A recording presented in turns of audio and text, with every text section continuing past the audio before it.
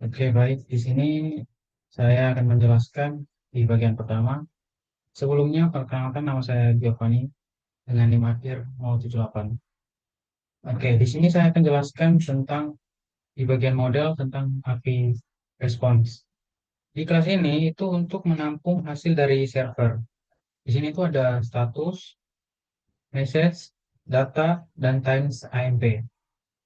Kelas ini dipakai supaya format respon dari server itu lebih rapi dan konsisten. Selanjutnya di yang kedua itu ada event. Di kelas ini itu dipakai untuk menyimpan data acara. Jadi setiap bagian seperti ID, title, dat, tanggal, waktu, lokasi, kapasitas, deskripsi, dan status itu ada di sini. Terus di sini, kelas ini itu diberi serial able itu supaya objek event bisa dikirim antar activity dengan put ekstra. Jadi ini bisa membuat program itu tidak error. Selanjutnya di statistik di sini. Nah, di kelas ini itu untuk menampung jumlah acara berdasarkan kategori. Jadi di sini itu ada total, upcoming, ongoing, complete, dan cancel. Jadi kita bisa lihat acaranya itu yang belum dimulai, yang sedang berlangsung, terus ada jumlah acaranya, dan sebagainya. Kemudian di bagian network, di event API service. Nah, di bagian ini itu adalah tempat untuk mengatur semua permintaan ke server.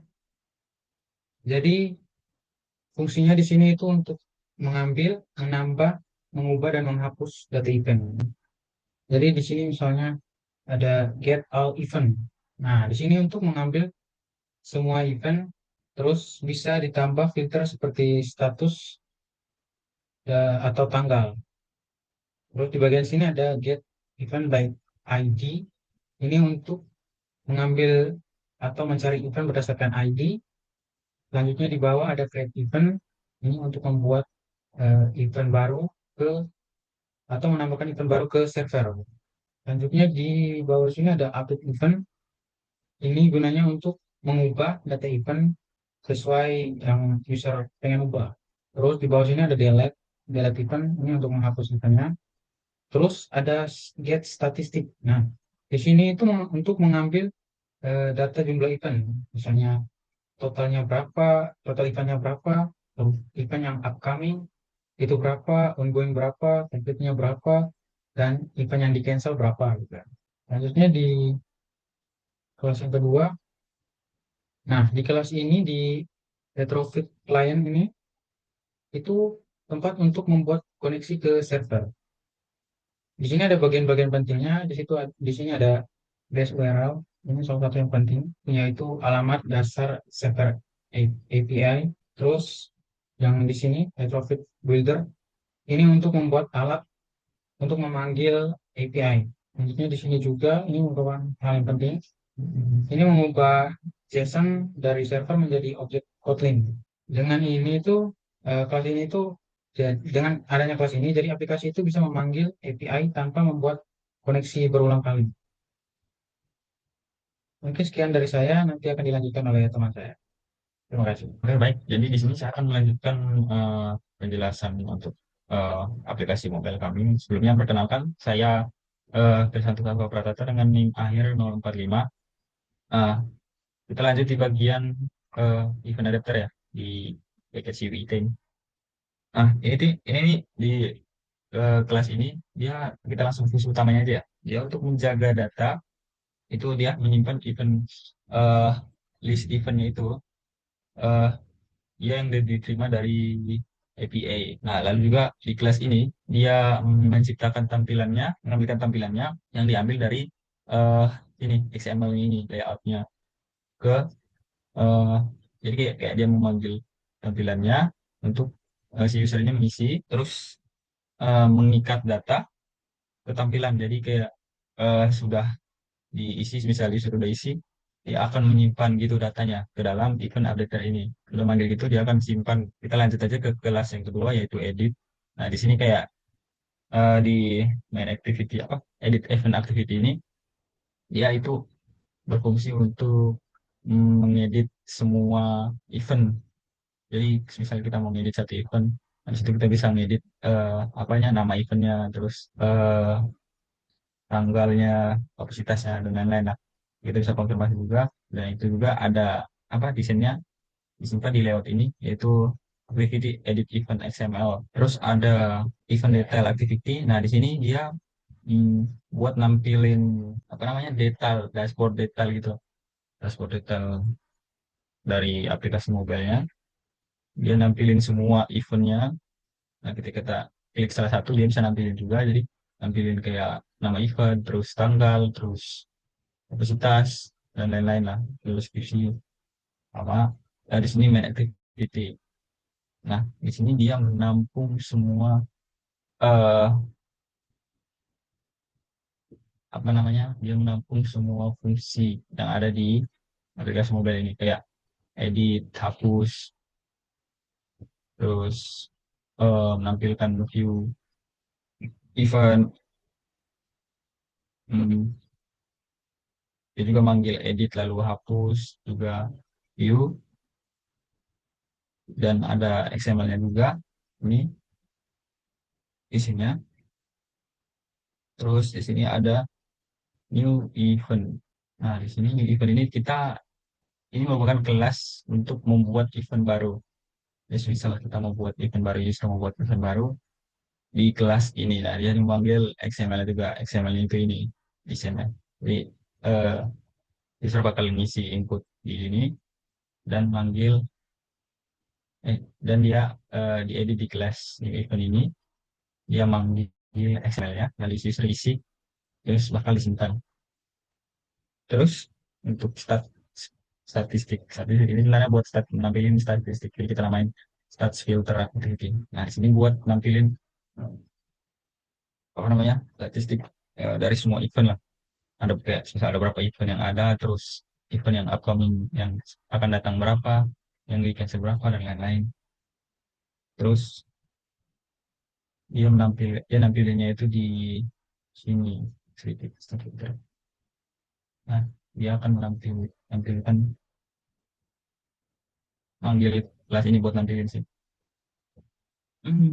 Jadi segitu aja mungkin udah.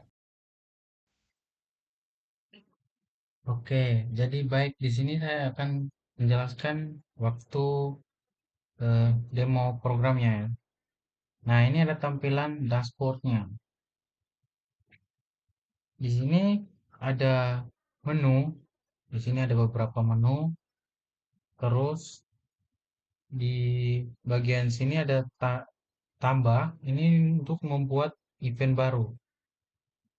Coba kita buat event baru ya. Hmm, ya,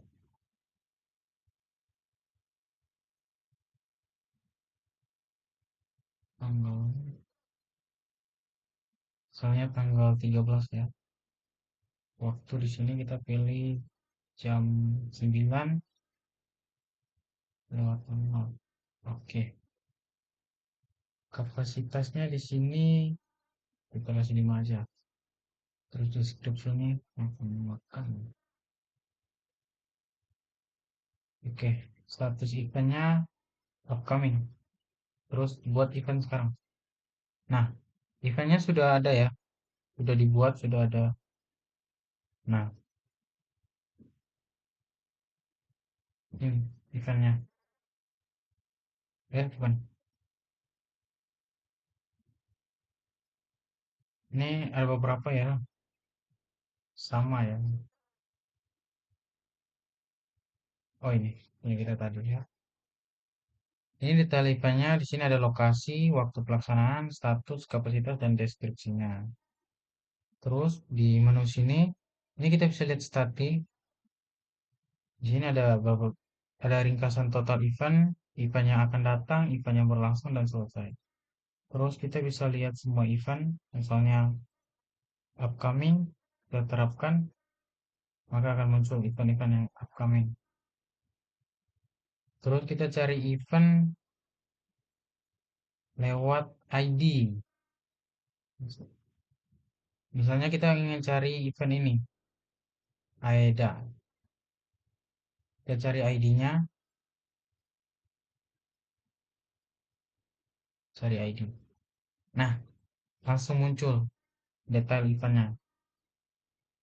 Sekarang kita coba menggunakan filter dari tanggal ya. Tanggal 12. Oke. Oke, tanggal 12 mungkin banyak ya. Coba kita ubah ke tanggal 13. Apakah ada? Nah, ada ya. Ini event-event yang ada di tanggal 13. Terus kita cari event ini untuk edit misalnya ID-nya ya bentar 226 226 cari ID. Nah, event ini kita ganti namanya. Jadi minum. Nah, simpan perubahan event. Event berhasil diperbarui. Maka kita lihat di sini apakah udah ada ya event minum dengan ID yang sama 226 ya. Terus kita hapus event berdasarkan ID, kita hapus coba ya event yang tadi kita edit 226 hapus. Ya, hapus. Nah, di sini udah nggak ada ya event dengan nama minum kan udah dihapus. Oke, kembali ke dashboard. Ini kembali ke dashboard.